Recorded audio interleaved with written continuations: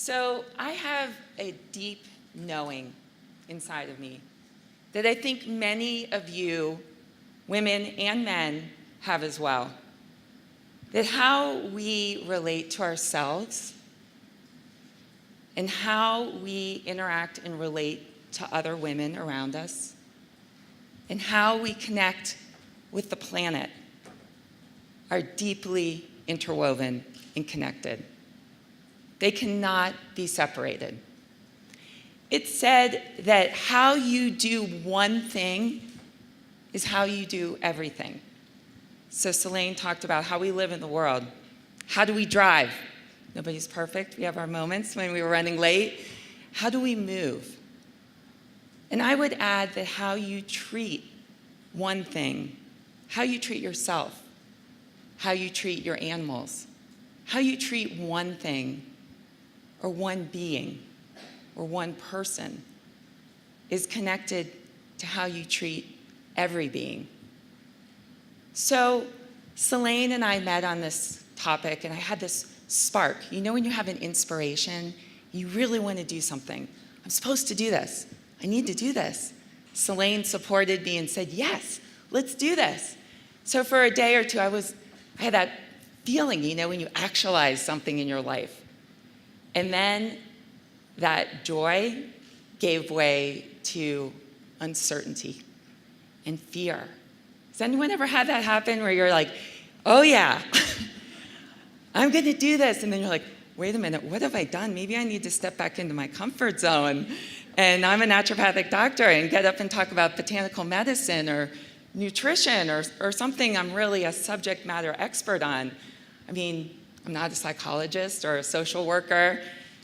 And so for a day or two, I'm gonna be totally honest, I kind of freaked out a little bit. And I thought, whoa.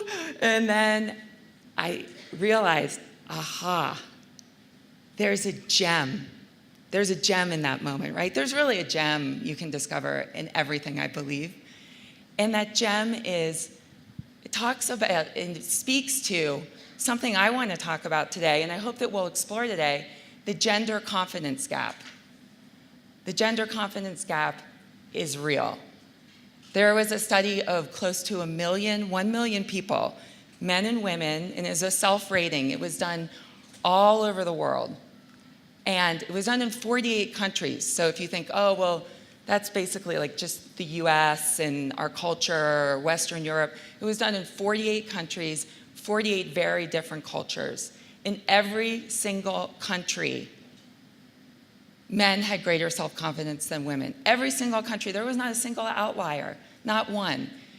And this isn't from the study, this is just my own voice. I see it as saying, is men saying, I'm a man, so therefore I am. I'm a man, therefore I am. And women, through many different reasons, socially and otherwise, that we could talk about all day, and this is only a 10-minute pitch slam, women saying, I'm a woman, so therefore I must be better. I must get better. And many of you have probably seen Brené Brown's famous TED Talk on vulnerability. She also has another talk on shame that's not quite as well viewed. And she talks about getting into the arena. What's the arena? The arena is this stage. The arena is this room. The arena is our lives. And she said, too often we wait because we want to be perfect. We want to have armor. We want to be ready to get into the arena. But we don't want you to wait until you feel like you're perfect or until you feel like you're ready. We, as women and the men in this room, thank you for being here, we need to get into the arena today, right now. And so how do we get there? How do we actually get into the arena? And I think that a lot of this has to do with making peace with ourselves. So you hear a lot, love yourself, and we should love ourselves, and it's kind of platitudes around that. There's also something even deeper. As a naturopathic doctor, I'm constantly like, what's the underlying cause? Well, what's below that? And I think making peace with ourselves is powerful. Many of us, myself included, have a battle going on often inside. It's a silent war of, I should do this, I want to do that, I want to be better at this. But really, when we make peace with ourselves, we can make peace with other women. And when women come together, there is nothing that we cannot accomplish. But individually, that we will never, ever accomplish what we can do together. I recently was reading a Harvard Business Review that said, collaboration is the new competition. Collaboration and coming together as women is going to enact transformative change on this planet. I believe it.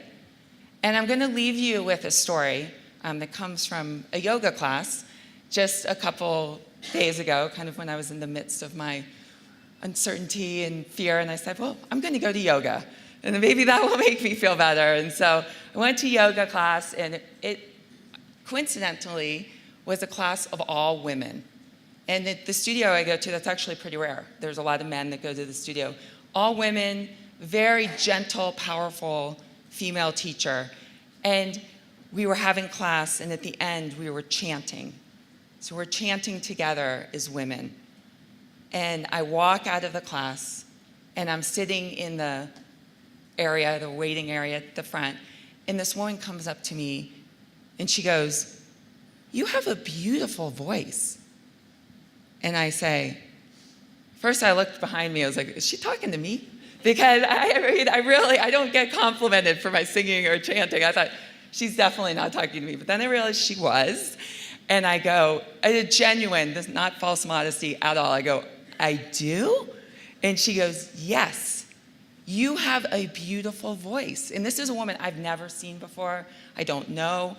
And she said, you chant clearly and from the heart.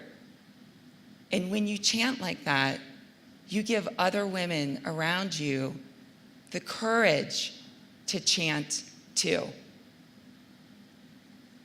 And I said, thank you. And she walked away. And it meant so much to me that this stranger had the courage to reach out to another woman and bring out something. I've never looked at myself like that, a hidden gift.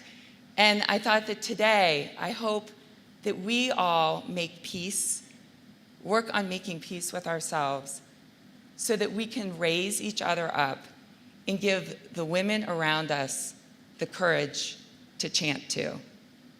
Thank you.